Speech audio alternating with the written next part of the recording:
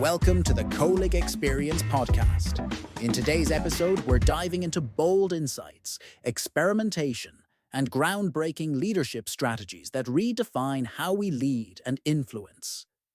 We'll explore how internal authority and vulnerability can transform leadership dynamics, featuring stories from a lecturer who embraced honesty in the face of challenge and leaders who broke boundaries to foster genuine dialogue.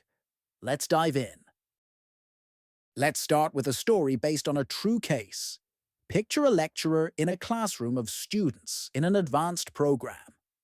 An impressive person, a profound scholar, one of the senior figures in his field in the country, and also a gracious lecturer. At a certain point during the lecture, movement begins in the room. Someone gets up to make coffee. Someone enters late, creating a small commotion. And in the corner of the classroom, a conversation develops between 2 or 3 people, adding to the feeling of lost attention. From those moments that anyone who lectures knows well, comes that feeling that you're losing your audience. This wasn't a particularly dramatic event.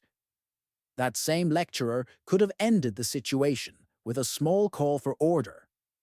But that's not what he did. Instead, he was silent for a few moments and then said this sentence: "Right now, I feel that my internal authority is trembling." You can talk for hours about leadership and authority, but very rarely can you learn so much about them from one small sentence. Let's leave this story for now. We'll return to it later.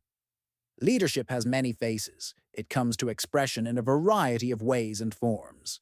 Without getting into overly formal definitions, it seems we can agree that the essence of leadership is influencing the environment to move in a certain direction.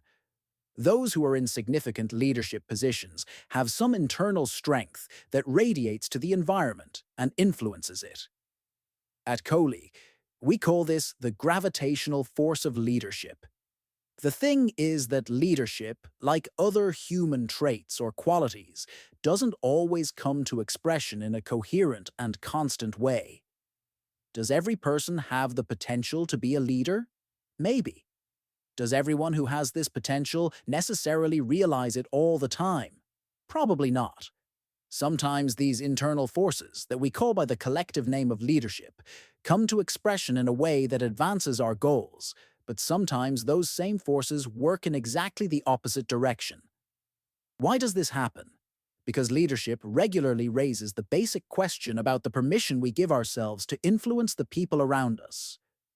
In parentheses, let's say that for certain types, formal management, the kind that has external authority to make decisions for others, is harder than leadership without authority. When we manage others, we regularly grapple with the question of the authority given to us to make decisions for those people. For some, this is an unresolved issue that accompanies them throughout their entire career. This internal permission to be a leader, to guide our environment toward the goals we've set, is significantly connected to issues of authority and boundaries. Where's the connection to boundaries? If you ask CEOs, you'll hear from them that a central part of their work is related to breaking boundaries and challenging conventions and rules.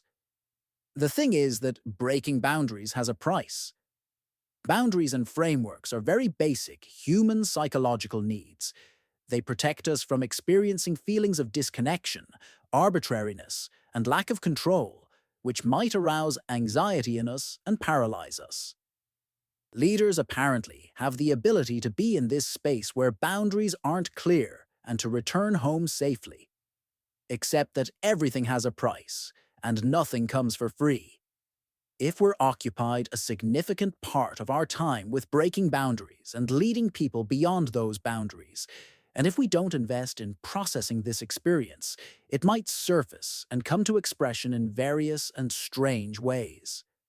Believe us, completely strange. Let us explain. Dr. Angelis Arian, a researcher, anthropologist, and psychologist who studied indigenous cultures throughout the world. She wrote, among other things, the book The Fourfold Way, in which she describes 4 leadership archetypes that she identified in her research. One of these types is the warrior. The warrior is what we in Western culture call a leader. The central characteristic of the warrior is their presence. Sometimes the most interesting part of analyzing Aryan's archetypes is their shadow side. The shadow side is the state where the warrior's presence doesn't come to expression, and instead other behavioral patterns appear. Every leader has those buttons that, if pressed, precisely the shadowed parts of their leadership will come to expression. Aryan points to three such shadow patterns that the warrior has: difficulty with authority, rebelliousness, and invisibility. It's interesting to explore all three, but today we'll settle for just the third: invisibility. The cases where the leader takes a step back, and instead of being in full presence, they become silent and disappear. When this happens live, we hear from them very sophisticated explanations for why their avoidance of presence and action is the right thing. But it's clear to us, and usually to them too, that the simple truth is that in that moment their leadership simply disappears. Everyone has those moments where the situation is difficult for us, and we'd prefer not to be in it. These are situations that challenge our leadership, and for some of us the natural tendency will be to find a way not to experience the situation, and we're very creative when something stresses us. This is natural and understandable. Except that senior managers, leaders, don't always have the privilege of not being present, and the problem is that if we're not practiced or aware of this state, our reactions might come out in not so successful ways. We worked with a software startup where the CTO, brilliant technically but new to leadership, would literally disappear during difficult engineering meetings. When the team faced a critical architecture decision that could make or break their product launch, instead of facilitating the discussion, he'd suddenly remember urgent emails to answer or calls to make.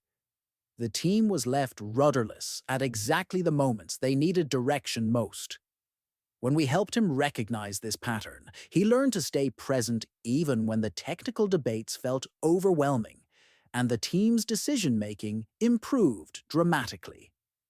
Let's return to the lecturer from the story at the beginning of the article. We were at the part where he shared with the students that, "Right now, I feel that my internal authority is trembling." This was probably his experience at that moment. His presence disappeared. One of his central leadership tools suddenly stopped working and he felt helpless facing the situation. We're sure that any manager can identify with the story and with the feeling it creates. Sometimes something challenges our internal authority to be in a position of leadership, to lead, to expect the audience to follow us. Many times the first reaction will be to grasp external authority, the one granted by the system. In the case of our acquaintance, the lecturer, he could have asked for quiet and concentration, and it probably would have worked. The thing is that this request would have stemmed from the external authority given to him by being the lecturer, while the others are students. But external authority is connected to formal power, and we already know it has an effectiveness limitation. The beauty in that lecturer's response is that he didn't get pressured by the situation, and he didn't immediately turn to use his power. On the contrary, he simply laid the truth on the table, honestly and courageously. He told us in a way we could connect to that what was happening in the classroom space was unsettling him and causing him to feel that his leadership presence was slipping away from him. And this was a difficult feeling. In other words, instead of trying to take control of the event through the external authority he has, as a lecturer in the classroom, he turned to his internal authority by making present what he was feeling in front of all of us. In another case, we worked with a biotech company where the head of clinical development was facing pushback from her team about a risky trial design. Instead of pulling rank or citing regulatory requirements, she said, "I'm feeling uncertain about this decision too, and that uncertainty is making me want to just impose my will rather than work through this together." That moment of vulnerability opened up a conversation that led to a modified protocol that was both scientifically sound and had full team buy-in. Whether you call it internal authority or use another expression for the same thing, in management courses they teach us not to lead only through our external authority and formal power. This is pretty trivial. The thing is that sometimes it doesn't work. And here the ability not to be tempted to return to our power, but instead to expose precisely the weakness, is a wonderful ability that apparently exists in those who have a stable center that guides them. We're not sure this is the solution for every situation, but next time you feel that the environment is causing your internal authority to tremble before you try to calm it with force, maybe it's worth considering sharing with the environment what you're going through. You might be surprised by what happens.